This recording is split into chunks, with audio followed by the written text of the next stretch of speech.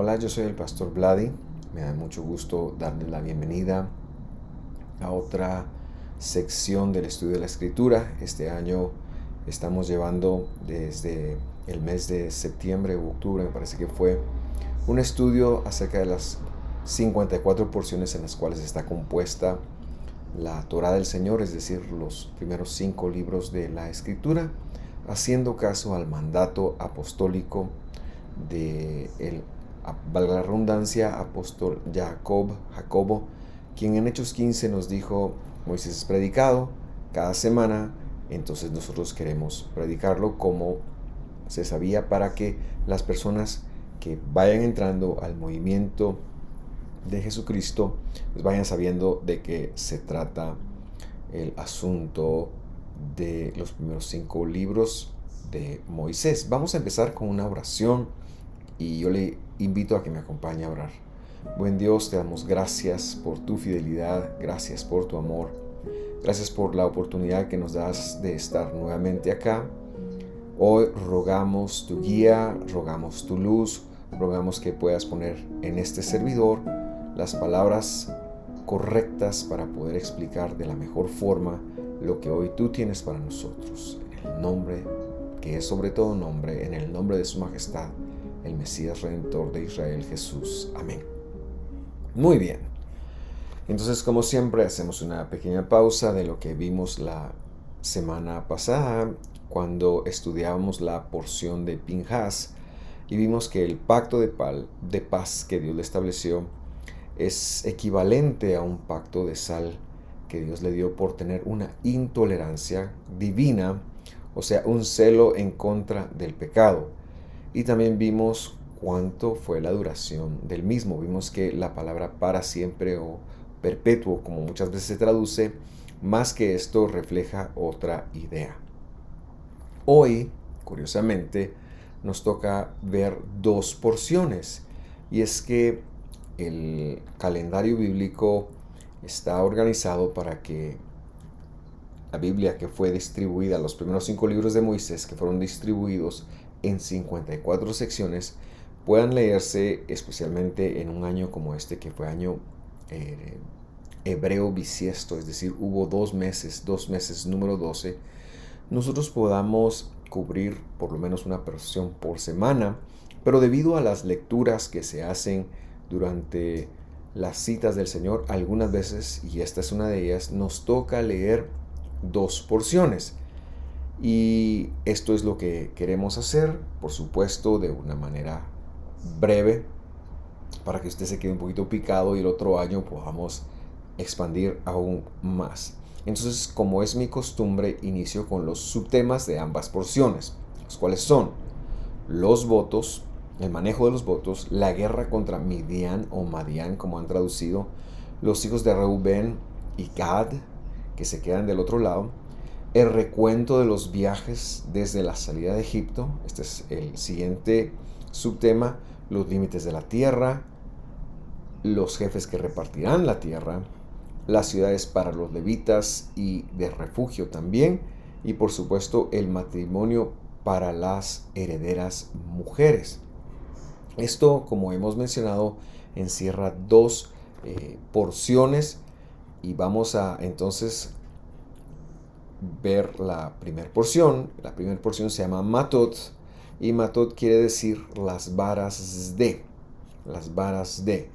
Y ya va a ver usted por qué me incliné por comentar con respecto de esto. Y yo le invito a que leamos en el libro de Bemidbar. Estamos llevando un estudio formal y muy serio, y por ende yo también quiero que usted pues también empiece a conocer los nombres de los libros bíblicos, y que sepa que estas últimas 2 porciones cierran el 4.º libro de la Biblia. Es decir, la próxima semana, con el favor de Dios, estaremos estudiando la primera porción del libro conocido como Deuteronomio, en hebreo Devarim.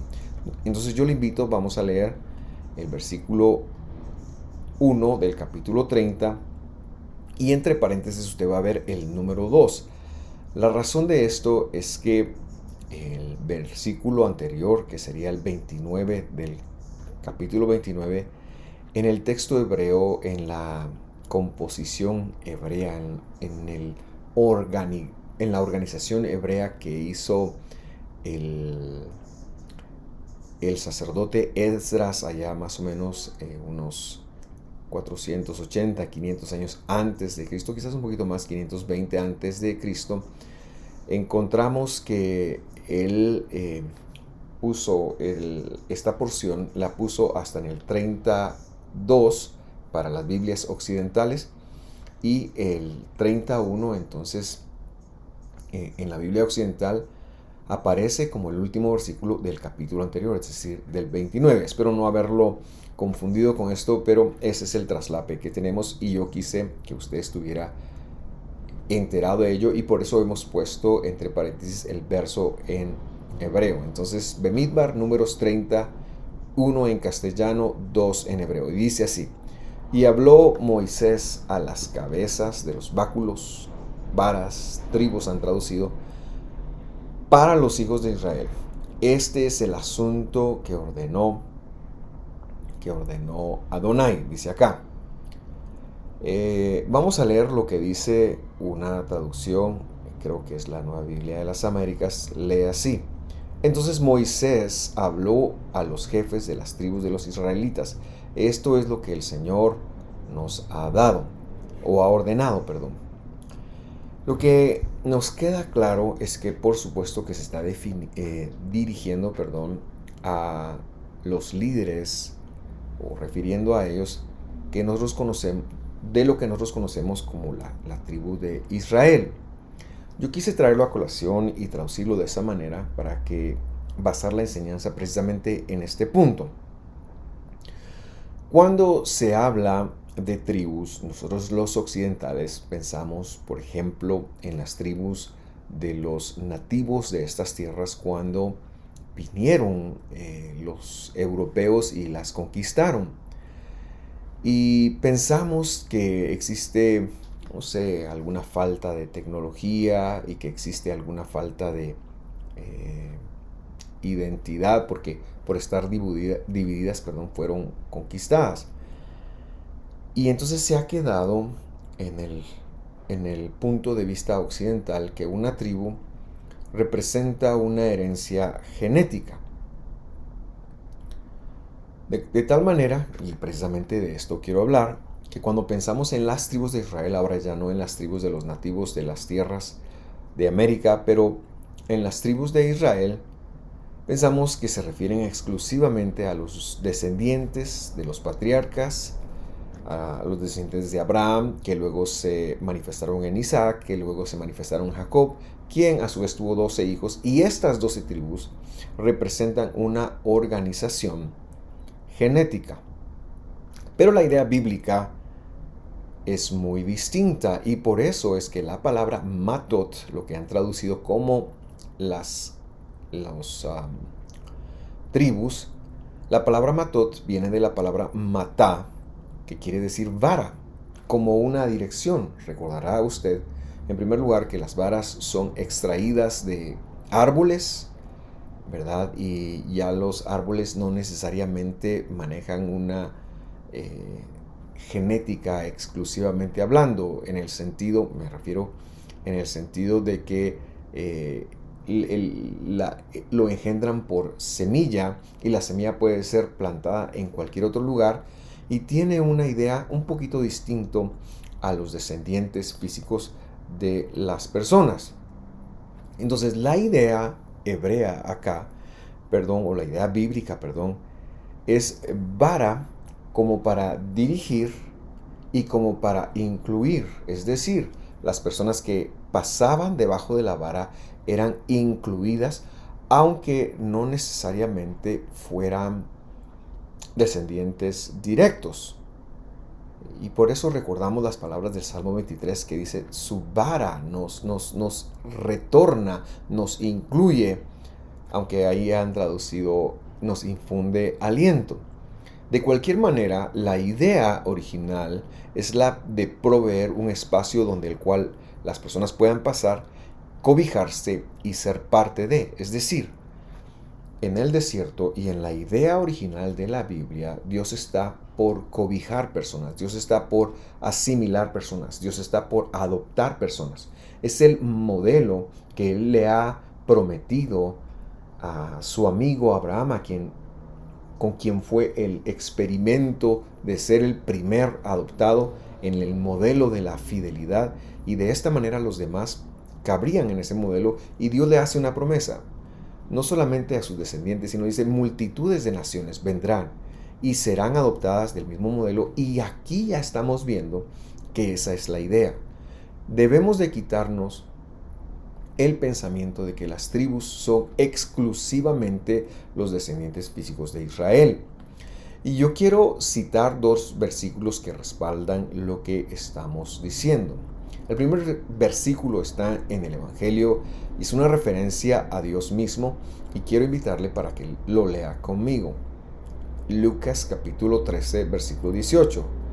Dice: entonces Jesús decía, ¿a qué es semejante el reino de los cielos? Por favor, tenga en mente que el reino de los cielos no es un espacio físico, es una referencia al momento, a la persona de Jesús disminuida, es decir, lo revelado de Dios, ¿verdad? La expresión mínima de Dios que como hombres nosotros sí podemos tolerar. Y él dice, ¿a qué es semejante el reino de los cielos, o el reino de Dios, perdón, y con qué lo compararé? Es decir, lo que está diciendo es, señores, ¿cómo van a entenderme a mí? ¿Cómo van a entender la obra que yo estoy haciendo? Porque Él es el Dios Todopoderoso, ahora se ha reducido a la expresión mínima, que para Él, en primer lugar, fue una semilla que fue depositada en el vientre de Miriam, el vehículo que Él escogió y que luego creció, y pues que Miriam solo le nutrió, pero esto luego crece a un bebé de forma humana y luego nace de forma humana, pero con un cuerpo celestial, con un cuerpo espiritual, como también lo hemos visto en la primera carta de los Corintios capítulo 15. Ese es el reino de Dios, es Él. Él está diciendo, ¿a qué me parezco yo? Versículo 19 dice, es semejante a un grano de mostaza que un hombre tomó y echó en su huerto, y creció y se hizo árbol. Y dice, las aves del cielo anidaron en su rama.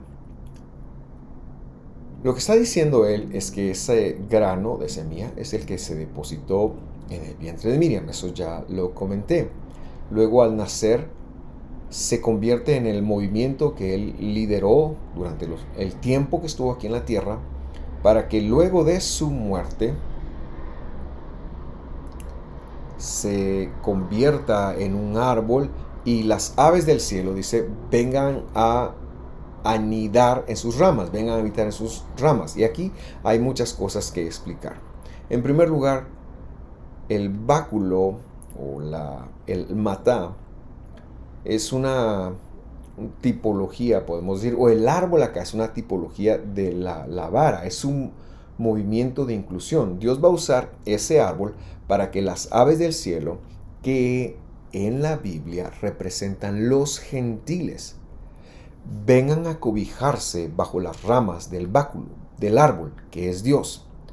Lo que está diciendo es que el vino se disminuyó y ahora ha crecido de tal manera que es posible para cualquier persona venir y recibir salvación y acogerse, ser adoptado, ser incluido bajo el árbol que es Él. Por eso es que los líderes, volviendo a Números, han recibido varas, y estas varas son un modelo de inclusión para definir quién es el pueblo de Dios. Pero el otro ejemplo viene y entonces agrega valor a lo que estamos diciendo. Vamos a leer Josué capítulo 14, versículo 6, el cual lee de la siguiente manera. Entonces, los hijos de Judá vinieron a Josué en Gilgal, y Caleb, presten mucha atención, hijo de Jefone, ceneseo, le dijo, tú sabes lo que el Señor dijo a Moisés, hombre de Dios, acerca de ti y de mí en Cades Barnea. Lo que yo quiero que usted vea, por favor, es que el padre de Caleb se llamaba Jefune. Jefone ponen en, en castellano. Y luego cuando dice que era ceneceo, lo que está haciendo es una referencia a Kenaz. O sea, él era un descendiente de Kenaz. O sea, Caleb, hijo de Jefone, su ascendencia se puede registrar a Kenaz. Ahora, ¿qué sucede con Kenaz? Kenaz era nieto de Esaú, es decir, él no era israelita. Esto se puede observar en Génesis 36:11. Le invito a buscarlo cuando terminemos. Pero que de alguna manera llegan a Egipto y viendo lo que Dios está haciendo, por supuesto, no tanto como mérito de ellos, sino como llamado de Dios, se acogen al pueblo de Israel. Él es uno de los gentiles que salió con el pueblo, de esta multitud grande, mezclada. Caleb fue uno de ellos que está saliendo y que se agrega al báculo, al matá de Judá. Pero ya en Números, unos 2 años después de la salida de Egipto, le vemos actuando de una forma muy interesante y para ello leemos Números 13:6. De la tribu de Judá, Caleb, hijo de Jefone. Es decir, él no es descendiente de Judá, pero ha recibido, por haber sido asimilado, por haber sido bienvenido, por haberse asido, haberse tomado del báculo de Judá, ahora está asimilado a la tribu de Judá. Y no solo esto, será uno de los representantes de los 12 espías, algo que no salió bien, pero que él fue uno de los 12 espías que va a la tierra y es uno de los 2 que va a heredar las promesas de Dios. 10 genéticos no la heredaron, pero aquí está Caleb, que fue insertado, que fue adoptado, que se asió, que se tomó del báculo de Judá, porque Dios estaba buscando cumplir su promesa a Abraham. Esa promesa que le hizo en el capítulo 17 de Génesis, de que Abraham sería un ejemplo de cómo se asimilaría y se formaría el cuerpo de Dios. Con el tiempo, este pueblo escogido de entre los descendientes físicos de Jacob, esto se conoce en la Biblia como la casa de Jacob, de los descendientes físicos y de los gentiles, llegó a conocerse como Israel. Este es el pueblo de Israel. No son israelitas descendientes, muchos se han asimilado. De hecho, hay una misma instrucción, dice la Biblia, para el asimilado, para el prosélito cuando venga. Hay un mecanismo de adopción y ese pasa, la Biblia nos lo recuerda, y es que pasa por el báculo, por pasar debajo de la vara. Al que se le extiende una vara, ese, el cabeza de esta organización, su función era extender varas para ir adoptando personas y de tal forma que Dios lo dejó establecido así. Lo que pasa es que tenemos que estudiarlo un poquito más a detalle. Y entonces yo querría decir, cuando una persona llega a conocer a Cristo Jesús como su Redentor, verdaderamente tiene una conversión, no es que entra a otra cosa distinta, es adoptado y entra a las promesas y responsabilidades de Israel. Muy bien, esto es Matot. Pero ahora el siguiente espacio lo vamos a hablar, vamos a terminar con la segunda porción que se conoce como Masei.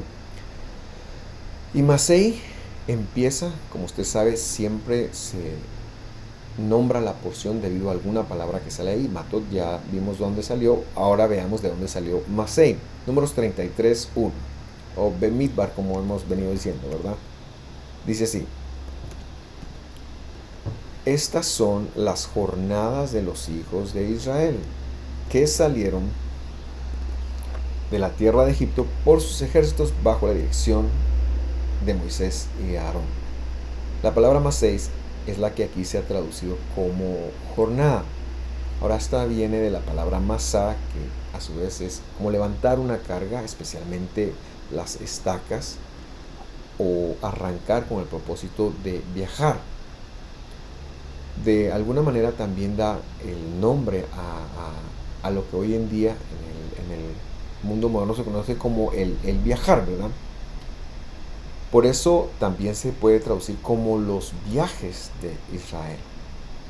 Ahora a mí me llama mucho la atención que justo acá, ahora ya no estamos al inicio de la travesía, estamos al final de la travesía. Esta porción ya sucede en los últimos días de la vida de Moisés.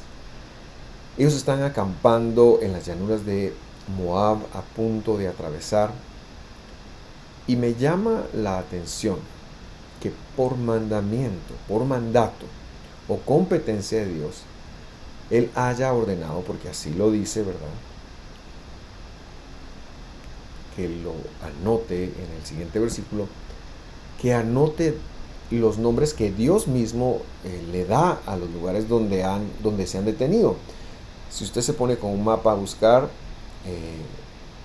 algo el día de hoy, es muy difícil encontrarlo, pero si usted se pone con un mapa de los nombres anteriores, usted va a ver que estos son los nombres que Dios le da. Y entonces a mí me llama la atención mucho esto y quiero mencionar dos cosas. Que nunca nos quepa la menor duda de que Dios sabe en dónde estamos, de dónde vinimos y hacia dónde vamos. A su pueblo, Dios lo dirige, y lo dirige por medio de su palabra, pero también lo dirige por medio del poder de la santidad que Él ha puesto, que por supuesto nunca va a ir en contra de la palabra. Estos lugares son el recuento de los lugares donde, valga la redundancia, ellos han atravesado, han pasado y han vivido experiencias, han vivido circunstancias que Dios, antes de entrar a la tierra, quiere que recuerden. Quizás porque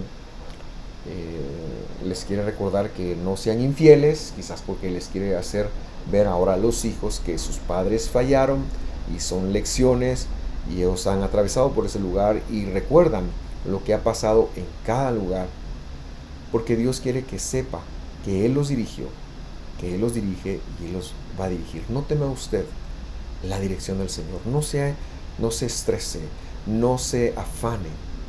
Si usted es un creyente, si usted es un hijo de Dios, Dios sigue conduciendo su vida. Esa es la intención de Dios, el seguirlo haciendo. Y en esta nota, a mí me llama mucho la atención uno de los primeros viajes que se registran. Cuando usted empieza a leer el listado, se va a dar cuenta que menciona Pi-Hahirot.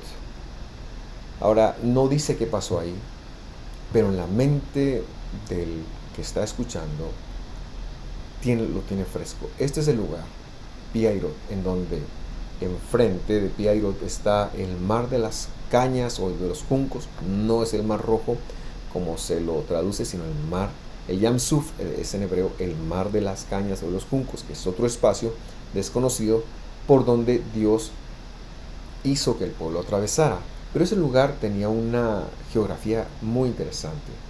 De un lado estaban dos laderas y el pueblo estaba en medio de esas laderas con el acceso por detrás y el mar enfrente. Y Dios mismo les lleva a acampar ahí. Dios los lleva y por si fuera poco, Faraón se alerta de que están ahí, de que están atrapados y decide perseguirlos. ¿Por qué Dios haría esto? Porque quería mostrarle una última victoria, quería hacer una última venganza, tanto por el Baal Zafón, que era el ídolo que estaba encima de la ladera, como por Faraón, que quería que Faraón realizara quién era Dios y su juicio y el juicio del ejército de Faraón. Quería Dios destruir al ejército. Claro, en ese momento ellos no lo logran ver y se asustan y se afanan y gritan y hay palabras de volver, hay una situación bastante difícil. Pero que Dios, que sabe qué está pasando, sabe perfectamente por qué les ha llevado ahí, sabe perfectamente que Él va a abrir el mar rojo y va a hacer que ellos pasen en seco. Porque si algo Dios va a cumplir, es su palabra. Aunque tenga que abrir el mar para ti, Dios lo va a cumplir. Yo quiero decir, para cerrar, similarmente, que Dios te sigue guiando. Que no hemos de caer en preocupación o en desesperanza o perder la esperanza, bueno, es básicamente lo mismo, por la senda donde Dios en este momento nos está guiando. Dios sabe lo que está haciendo y sus planes, como ya he dicho en otro lugar, son insondables para nosotros. No podemos comprender, no podemos tener los pensamientos de Dios, pero que Él te está dirigiendo. Yo te invito a tener ánimo y te invito a hacer una última oración para que podamos entregar esa preocupación al Señor.